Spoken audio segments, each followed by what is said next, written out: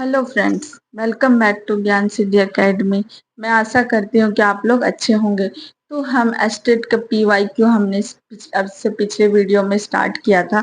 हमने 25 questions complete कर लिए थे। आज हम 26 नंबर से स्टार्ट करेंगे। जो भी लोग मुझसे मैथ्स बेसिक से पढ़ना चाहते हैं वो मैथ्स में इजी सीरीज का जो प्लेलिस्ट है आप उसको देखिए। वहाँ पे हर चैप्टर को एकदम बेसिक से लेके पढ़ाया जा रहा है। चलिए तो आज का सेशन स्टार्ट करते हैं। जो क्वेश्चन नंबर 26 है वो कह रहा है समीकरण युग्म आश्रित कहलाता है यदि उसके हल क्या हो। आश्रित कब होगा? जब उसके जब उस अरे यार अनगिनत हो। तो चलिए क्वेश्चन नंबर 26 क्या कह रहा है? समीकरण युग्म आश्रित कहलाता है यदि उसके हल क्या हो। उसके हल क्या होगा? अनगिनत हो। क्या होगा? अनगिनत हो।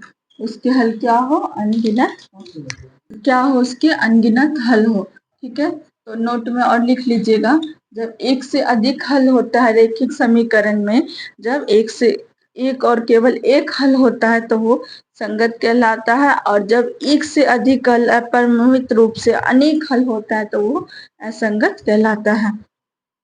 तो जब बोला जाएगा केवल एक एक एक एक केवल एक हल हो, जब केवल एक हल हो तो वह कहलाता है संगत। ठीक है, और अपरिमित अपरिमित रूप से अनेक हल हो वह कहलाता है असंगत। ठीक है, तो क्या इस पिछली बार क्या ये पूछा था? क्या पता इस बार इन दोनों में से कोई कुछ पूछ लिया जाए। इसे आप नोट डाउन कर लीजिएगा या आप स्क्रीनशॉट ले लीजिएगा। क्वेश्चन नंबर 27 क्या कह रहा है? समीकरण निकाय a1x plus b1y plus c1 equal to 0 तथा a2x b2y plus c2 equal to 0 को अनगिनत हल होगा यदि। अनगिनत हल कब होता है? जब होता है a1 by a2 equal to b1 by b2 c1 by c2। जब a1 by a2 equal to b1 by b2 equal to c1 by c2 तीनों इक्वल हो जाते हैं तो अनेक हल अनगिनत हल होगा। ठीक है, नेक्स्ट क्वेश्चन देखते हैं। Question number 28। सरल रेखा एक समीकरण दे रखा है का आरेख y अक्ष के जिस बिंदु पर काटता है वह बिंदु है। जब जब रेखा y अक्ष पर हो, जब y अक्ष पर हो तब x का वैल्यू क्या होता है? 0 हो जाता है। अगर यहाँ x एक्सिस पूछा रहता, x अक्ष पूछा रहता तो y बराबर 0 हो जाता। तो हम क्या करेंगे? x का वैल्यू यहाँ 0 पुट कर देंगे। हमारा क्या आएगा? y जब 6 चला जाएगा y का वैल्यू 2। हमारा y का वैल्यू क्या आ गया? 2। आप लोग स्क्रीनशॉट ले लीजिए। तो चलिए नेक्स्ट क्वेश्चन हमारा क्या कह रहे हैं? समीकरण 2x minus 3y equal to 6 आलेख x अक्ष के जिस बिंदु पर काटेगा वह बिंदु है। उससे यहाँ पे क्या कह रहे हैं? x अक्ष, तो हमारा यहाँ क्या हो जाएगा? y equal to 0। तो y का वैल्यू 0 यहाँ पुट कर देते हैं।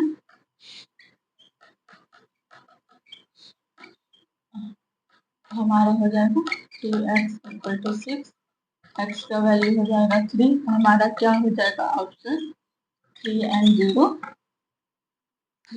0 और x का वैल्यू आ गया 3 और y का वैल्यू 0। ये हमारा करेक्ट है। तो चलिए क्वेश्चन नंबर 31 करते हैं। n प्रेक्षणों का माध्य 12 तथा उन प्रेक्षणों का योग 132 हो तो n का मान ज्ञात कीजिए। तो माध्य का जो फॉर्मूला होता है क्या होता है? प्रेक्षणों का योग, प्रेक्षणों का योग बटे n। ठीक है, तो यहाँ प्रेक्षणों का योग कितना दे रखा है? हमारा 132। एन का हमें निकालना है और माध्य क्या दे रखा है? हमारा 12। ओके, तो क्रॉस मल्टीप्लाई करेंगे, n का वैल्यू हमारा क्या हो जाएगा 11। तो हमारा करेक्ट आंसर क्या हो जाएगा 11। तो नेक्स्ट क्वेश्चन हमारा क्या कह रहा है, रमेश अपने धन का कुछ भाग 96 रुपए के 9% स्टॉक में तथा शेष भाग 120 रुपए के 12% स्टॉक में लगाता है। यदि दोनों स्टॉक का वार्षिक लाभांश समान हो तो दोनों स्टॉकों में लगे धन का अनुपात क्या होगा। तो इसमें क्या कह रहा है, लाभांश समान हो। तो एक आप नोट में लिख लीजिएगा, इंपॉर्टेंट पॉइंट नोट में लिखिएगा। जब इक्वल इनकम बोले, क्या बोला जाए, इक्वल इनकम, ठीक है। इक्वल इनकम बोला जाए तो निवेश का जो अनुपात होता है, निवेश का जो अनुपात होता है वो इक्वल होता है, इक्वल होता है आय प्रति रुपए, आय प्रति रुपए निवेश का रेसिप्रोकल, मतलब रेसिप्रोकल मतलब उल्टा होता है। तो हम पहले क्या निकाल लेते हैं, आय प्रति रुपए निवेश निकाल लेते हैं। तो हम फर्स्ट क्या निकाल लेते हैं, आय प्रति रुपए निवेश निकाल लेते हैं, ठीक है। फर्स्ट में क्या कह रहे हैं, 96 रुपए के 9% पे, तो मतलब 96 रुपए स्टॉक किया गया है 9% पर। तो क्या करेंगे, 96 रुपए किया गया 9% पे, तो 9/96। तो हमारा क्या आएगा, हमारा आएगा 3/32, ठीक है। सेकंड क्या कह रहा है, 120 रुपए के 12%। तो 120 के 12%, तो 12/120। तो हमारा क्या आएगा 1/10। उसके बाद हमें क्या कह रहा है, अनुपात, अनुपात निकालना है, रेशो निकालना है। धन का अनुपात हो जाएगा, धन का अनुपात, तो जैसे कि मैंने बताया था उसका क्या होता है, रेसिप्रोकल होता है, उसका उल्टा होता है। तो 1/3/32, 1/1/10। इसको हम लिख सकते हैं 32/3 रेशो 10/1। ओके, ये हमारा क्या आ गया, फ्रैक्शन में आ गया। अब हम इसको क्या करेंगे, फ्रैक्शन हटाएंगे, दोनों का एलसीएम लेंगे तो क्या आएगा हमारा 3। जो एलसीएम आता है उसी से हम क्या कर देते हैं, मल्टीप्लाई कर देते हैं। तो हमारा क्या हो 32/30, क्या है हमारा करेक्ट आंसर 32/30। आप लोग इसका स्क्रीनशॉट ले लीजिए। तो चलिए हमारा नेक्स्ट क्वेश्चन क्या कह रहा है, एक व्यक्ति ने किसी कंपनी से 25 रुपए वाले शेयर खरीदे, यह कंपनी 9% का लाभांश देती है। यदि उस व्यक्ति को अपनी लागत पर 10% का आय प्राप्त हो तो उसे शेयर किसी भाव से प्रति शेयर खरीदे, ठीक है। वो 25 रुपए वाला शेयर खरीदता है और 9% का वो लाभ पाता है। तो पहले हम देखते हैं कितना लाभ कितना पा रहा है, कितना लाभांश उसे हो रहा है।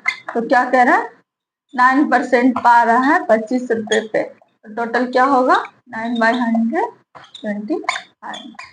ओके, तो 25 चौका 100, इसको इससे डिवाइड करेंगे तो हमारा आएगा 2.25 पा रहा है। कितना पा रहा है 2.25।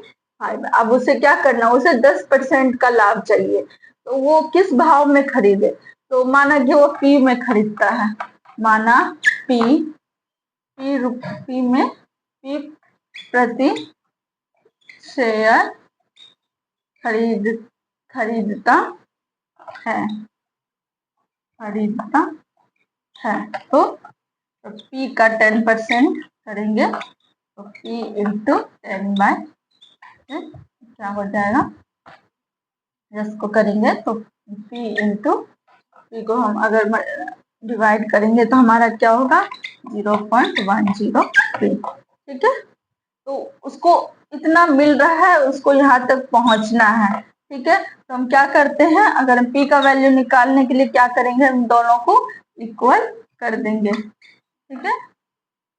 0.1 तो 0.25 0.10 निकल जाएगा, डेसिमल से डेसिमल कटा, हमारा क्या आ जाएगा, हमारा आ जाएगा 22.53। तो किस भाव में खरीदे, 22.5 में, ठीक है। आप लोग इसका स्क्रीनशॉट ले लीजिए। नेक्स्ट हमारा नेक्स्ट क्वेश्चन क्या कह रहा है, सुरेश ने 32,000 का निवेश करके एक व्यापार आरंभ किया। 5 माह बाद वो 22,000 रुपए पूंजी लगाकर अमित भी साझेदार हो गया। वर्ष के अंत में उसे 16,409 का लाभ हुआ, तो कुल भाग में सुरेश का हिस्सा होगा। हमें किसका हिस्सा निकालना है, सुरेश का। तो ये फॉर्मूला होता है लाभ का होता है पूंजी इनटू समय। तो ये होता है वो कितना पूंजी लगाया और कितने समय तक उस बिजनेस में रहा है, उतना ही उसको लाभ मिलेगा। तो पहले हम किसका देखते हैं, पहले हम सुरेश का देखते हैं। तो सुरेश क्या था, वो शुरू निवेश करके व्यापार आरंभ किया, मतलब वह शुरू से ही रह रहा है। तो वो 1,000 रुपये वो पूरा 12 महीने तक वो लगाया। तो इसको इसे मल्टीप्लाई करेंगे तो हमारा आएगा, ठीक है। तो अब हम किसका देखते हैं, माह बाद पूंजी लगाकर अमित का हिस्सा देखते हैं। अमित कितना लगाता है पूंजी, 22,000, और वो कितने महीने बाद आता है, वो 5 महीने बाद आता है। मतलब उसने टोटल कितने महीने बिजनेस किया, कितने समय तक रहा, 7 महीने तक, ठीक है। तो उसका हिस्सा क्या होगा, ठीक है। तो दोनों का निकल गया। ये फॉर्मूला याद रखिएगा, किसी भी चीज का जो लाभ, किसी भी बिजनेस में जो लाभ होता है, कितना वो पूंजी लगाए और वो उस बिजनेस में कितने समय तक रहा, ठीक है। अब इन दोनों का देख लेते, रेशो क्या होगा हमारा, सुरेश और अमित का इससे का हम रेशो देखते हैं।